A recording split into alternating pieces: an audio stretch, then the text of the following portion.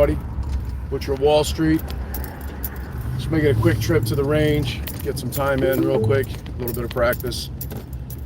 But before I do here, I just figured I'd let y'all know that there is now a priced in or being priced in 35% chance of 50 basis points on the next rate hike by Jerome Powell. I'm sure a lot of you guys are a little confused and wondering what's going on, but the reality of the matter is that Jerome Powell is going to be probably hiking at 50 basis points again, even though everyone was expecting a Fed pivot. That's not going to happen. That's not going to happen. We're way too early for a pivot. You know what I mean? It's not going to happen, and people just kept calling for it over and over again, which makes absolutely no sense. You know, the inflationary pressures that we've seen are catastrophic. And the things that you guys may have noticed were that inflation seemed to be peaking, but I told you guys that wasn't the case. I told you guys a long time ago that inflation hasn't finished peaking, and it would continue to resurge. KP, no, I don't think that a 50 basis point hike is going to cause the crash finally. It's going to be something that's much further out of their control. You know, these zero data expiry options are a massive problem within the market. It's not going to get better anytime soon. Inflation is not going to be back to the target ranges for the better part of probably nearly a decade at this point. That is a fact. We're looking at a required 9 to 10% minimum of unemployment rate, 9 to 10% unemployment minimum before we can actually get back to a sustainable level of inflation. Paul P, thank you, my friend. What's up, Think Tank? Captain Rich, Captain Awesome, Richie Rich, Martin. Good to see you guys. The fact that the Fed even jumped back to a 25 basis point hike in the first place was really, really stupid. But I think that was all part of, you know, Powell's plan to come down with a soft landing. But it never really does work properly after all, does it? It never does work out for a soft landing, except for once in the 1970s when we actually had a strong economy and things were not out of control the way they are now. So these are serious issues that we're seeing here. Just going up through frame. It's good to see all you guys. Richard's picking up more ape. Oh, well, it's good to see, my friend. Do your thing. Do what you think is best. But yeah, I'm seeing a lot of major issues right now in supply chain. Currently in China, there are the largest number of empty containers, ocean containers, sitting in these vessels, sitting on the ports, and they're not being moved on the vessels.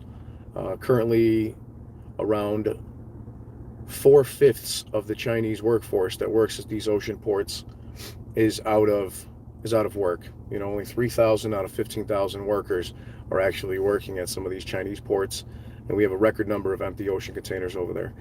That directly coincides with the United States and the rest of the world, because China exports a very, very large percentage of freight for the United States and the European countries. So the fact that their exports are greatly reduced means that our imports are also greatly reduced. And trucking and supply chain is almost always the last thing to see a major decline before a stock market crash. Currently, like my trucking company, for example, in 2020 and 2021, 2020 was doing very well, and then of course COVID came along and put a huge destruction of demand on a lot of trucking companies and manufacturers and distributors worldwide. And we made a big transition into doing a lot more work for hospitals and pharmaceutical companies and doctors' offices, etc. So we started shipping a lot more PPE gear, You know, a lot of that hand sanitizer and stuff. We started, instead of shipping, you know, alcohol to the vodka and other beer distilleries, we started shipping items that they needed to create hand sanitizer, and that kept us, you know, doing well when a lot of other trucking companies were absolutely getting crushed. You know, and I remember the same thing happened in 2016. There was a huge rout in the trucking industry. We survived and did very well when a lot of people were getting absolutely demolished. And the same thing in 2013. So it's been an interesting, you know, decade for me and our company and trucking industry and logistics and whatnot. And we're thriving. We're doing very well, and I'm very proud to say that.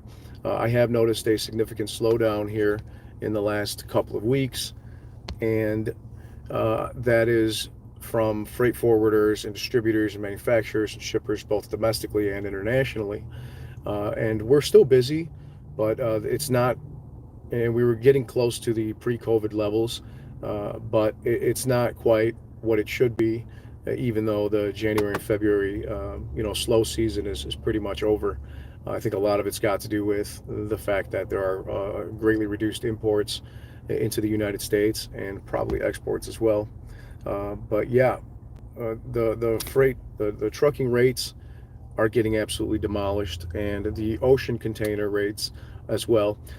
In 2022, this time last year, the cost of getting a container from China to the United States was around $15,000. $15,000 for a single ocean container. Right now, you can get an ocean container from China to America for around $1,300. That's around a, what, 1,300% decrease. So in a matter of 1 year, there's a 1,300% decrease in the cost of shipping an ocean container from China to the United States, simply because there's no demand. And a lot of this is being caused by Jerome Powell and the central banks and the European Central Union, central banks, I meant to say, you know, both in the Federal Reserve and the ECB and the other banks like Australia and New Zealand and stuff that are also raising rates. Captain Awesome, our business is doing well, very well, and I'm very happy to see that. You know, our businesses, you know, I have a logistics and trucking company. We do freight brokerage and trucking it in the United States and Canada, but it's not as busy as it should be, and that is unequivocally and without a doubt due directly to the recession that we're currently in. And no matter what the mainstream media is trying to tell you, we are in a recession. And don't let them fool you into thinking otherwise. Job openings and labor statistics, I think, should be coming out tomorrow. Jerome Powell will be discussing further with the Senate tomorrow. And we're looking at a huge possibility of 50 basis points being the next rate hike. Yeah, Josh has a good point. He says recession incoming, the markets crash. Talking housing, bond market, stock market, derivatives, cryptocurrency, used cars, new cars, you know, RVs, trucks, you name it.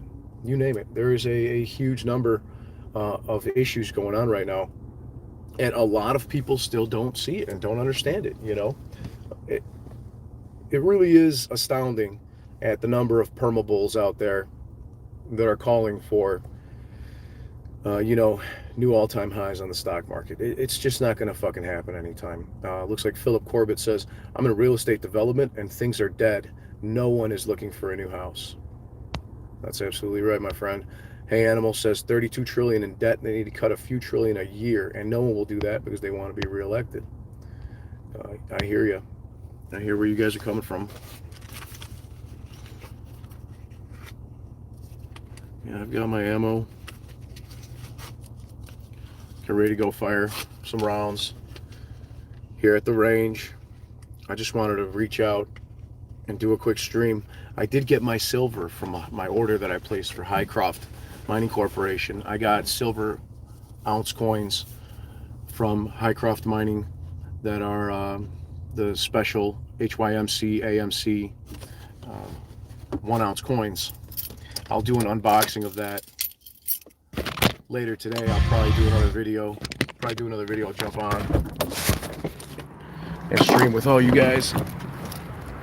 That should be a lot of fun. But as of right now, I'm take a quick peek at the range. I know here in Illinois, they pretty much destroyed a lot of our demand for, not demand, I should say, they destroyed the ability of some of these ranges to sell automatic weapons and anything over, I think, 12 rounds, you know. So, interesting times, my friends.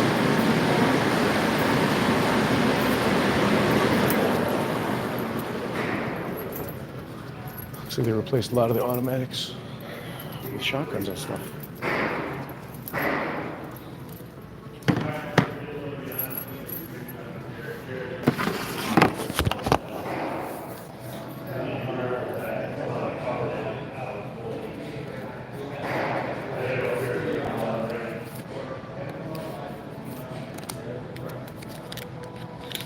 How you doing? Oh, no problem. Just saying hi. Hope all is well. Hey, how are you? Good, how are you? Good, thanks. Can I get a box of ammo and a half-hour range time, please? An hour? A half hour if you got it. Uh, I don't need much time. Just need to push some rounds through. White card? Can't shoot on your driver's license. Here you go. Thank you.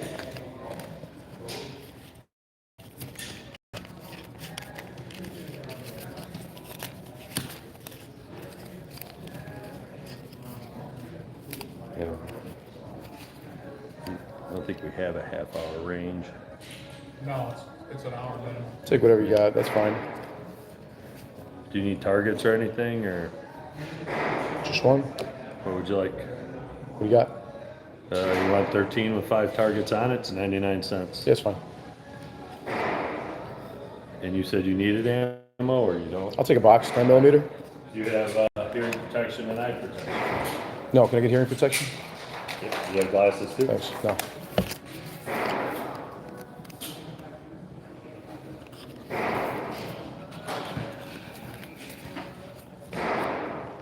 Ooh, come on.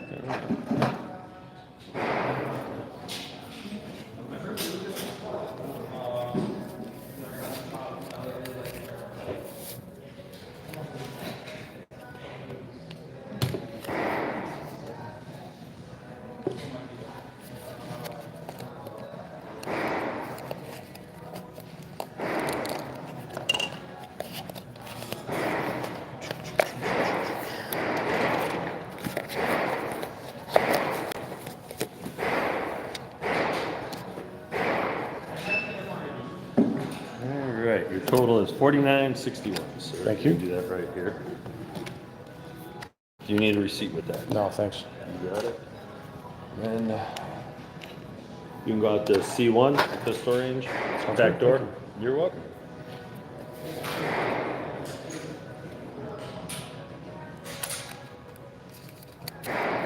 Appreciate you.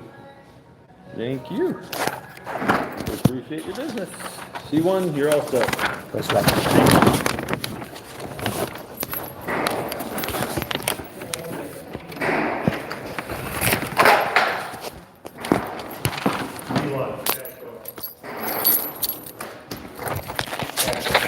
Good looking out. Thank you.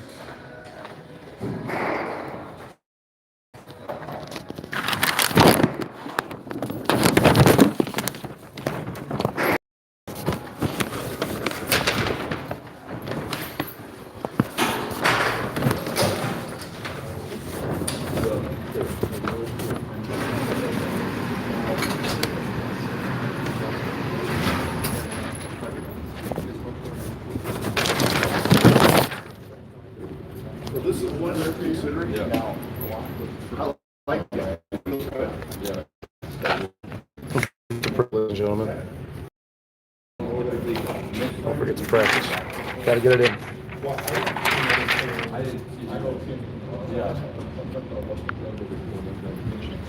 It's gonna be loud in here, so I should just let you know. Don't forget to get your stay prepared.